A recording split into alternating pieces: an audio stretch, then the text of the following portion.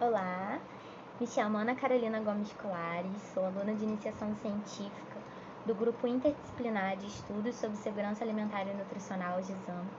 Minhas orientadoras são Rosana Salles Costa e Aline Alves Ferreira, e hoje vamos abordar a despesa mensal com a alimentação em diferentes arranjos familiares na região sudeste do Brasil. Inicialmente, o conceito de segurança alimentar e nutricional no Brasil é definido pela Lei Orgânica de Segurança Alimentar e Nutricional, LOSAN, constituída em 2006. Essa lei visa a realização do direito de todos ao acesso regular e permanente a alimentos de qualidade em quantidade suficiente, sem comprometer o acesso a outras necessidades essenciais, tendo como base práticas alimentares promotoras de saúde que respeitem a diversidade cultural e que sejam social, econômica e ambientalmente sustentáveis. O nosso estudo, ele utiliza a base de dados da POF, que é a Pesquisa de Orçamentos Familiares, realizada pelo IBGE, durante o período de 2017 e 2018. Essa pesquisa nos mostra uma análise da segurança alimentar no Brasil e nos disponibiliza informações sobre a composição dos orçamentos domésticos e as condições de vida da população brasileira, incluindo a percepção subjetiva da qualidade de vida por meio desses próprios indivíduos, além de gerar bases de dados e estudos sobre o perfil nutricional. Nessa última pesquisa, nós vemos o comparativo de situação de segurança alimentar de acordo com a série histórica comparado com os dados mais atuais e os dados anteriores dos outros estudos. Aqui temos a segurança alimentar expressa nessa linha roxa e a insegurança alimentar, quando você já passa a ter uma dificuldade ao acesso aos alimentos, na linha vermelha. E podemos ver que, comparado aos anos anteriores, a segurança alimentar veio a reduzir e a insegurança alimentar, por sua vez, teve um aumento.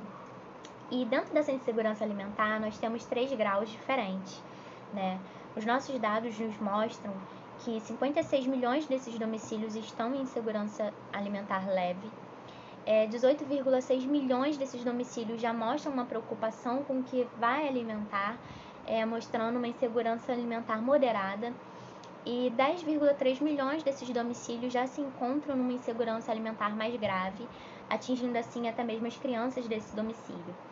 Esse estudo ele é realizado tanto na área urbana como rural, e 7,7 milhões desses domicílios estão presentes na área urbana e 2,6 milhões dentro da área rural. Além disso, analisando as condições de segurança alimentar, nós vemos que quando os homens são a pessoa de referência desses domicílios, nós temos um índice de 61,4%, atingindo essa segurança alimentar. Porém, quando a gente lida com um grau de insegurança alimentar, nós chegamos ao dado de 51,9% de mulher como pessoa de referência, isso chegando em domicílios com insegurança alimentar mais grave. O nosso objetivo é avaliar o custo mensal estimado com a alimentação em diferentes arranjos familiares na região sudeste do Brasil. O nosso estudo trata-se de um estudo descritivo, onde foi estabelecido o peso ideal para cada faixa etária. Nós utilizamos um perfil de uma menina de 2 anos, um menino de 6 anos, um adolescente, mulheres e homens adultos. E para definir esse peso ideal, utilizamos 3 parâmetros. Para criança de 2 anos, utilizamos o Ruantro, que é um aplicativo desenvolvido pela OMS para facilitar a aplicação dessas curvas de referência de crescimento. O Ruantro ele aborda crianças de 0 a 5 anos, e para os meninos de 6 anos e adolescentes, nós utilizamos o Ruantro Plus, que ele pega da faixa de 5 anos a 19 anos. E para aferir esse peso ideal para adultos, utilizamos as médias disponíveis de peso médio da própria POF. A partir disso, nós calculamos o valor energético total, o VET, para cada faixa etária, respeitando os padrões de necessidades nutricionais estabelecidos pela FAO em 2004. Aqui na primeira tabela vemos essas faixas aceitáveis de acordo com os macronutrientes e as faixas etárias estabelecidas pela própria FAO. E na tabela ao lado, nós temos o comparativo dessas faixas de referência, desse VET estipulado da FAO, Na segunda coluna, o padrão nacional desse VET alcançado. E para a nossa região sudeste, né, que é o objetivo do nosso estudo, também temos esses valores de referência. Dentro dos nossos métodos, nós utilizamos os guias alimentares da população brasileira, né, que são formas excelentes da gente atingir o público mais leigo devido à sua linguagem mais fácil, né, de mais fácil acesso, mais fácil entendimento.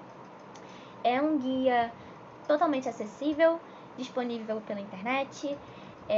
Temos o guia voltado para os adultos, temos o guia voltado para essas crianças menores de 2 anos até essa idade, onde temos acesso a uma alimentação saudável, exemplos disso, né, os alimentos minimamente processados, os ingredientes culinários, que eles apresentam uma composição nutricional muito superior ao conjunto de alimentos processados e ultraprocessados.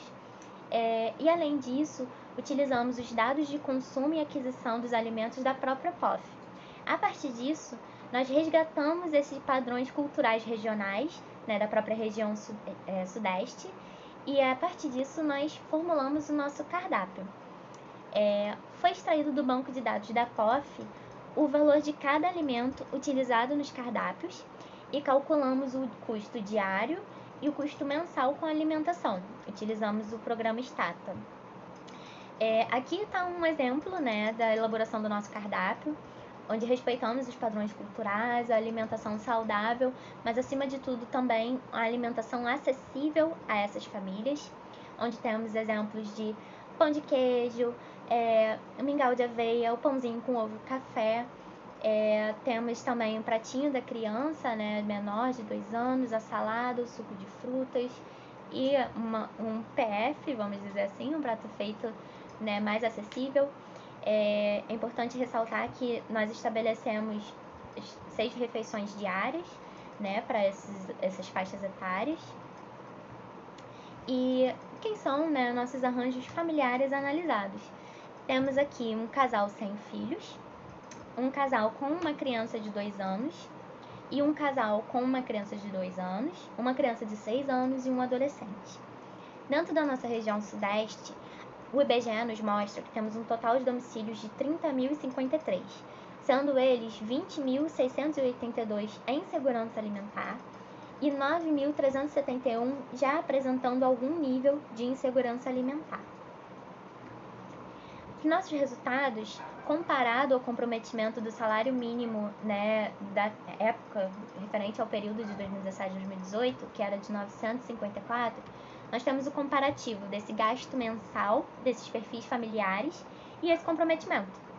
Aqui vemos que um casal sem filhos tem uma estimativa de R$ 664,20 com alimentação mensal, onde há um comprometimento de 69,6% do salário mínimo. Um casal com uma criança de 2 anos tem o gasto mensal de R$ 801,90, com um comprometimento de 84,1% desse salário mínimo. E para um casal com 2 crianças e um adolescente, nós temos um gasto mensal de R$ 1.335,30, com um comprometimento desse salário mínimo de 139,9%.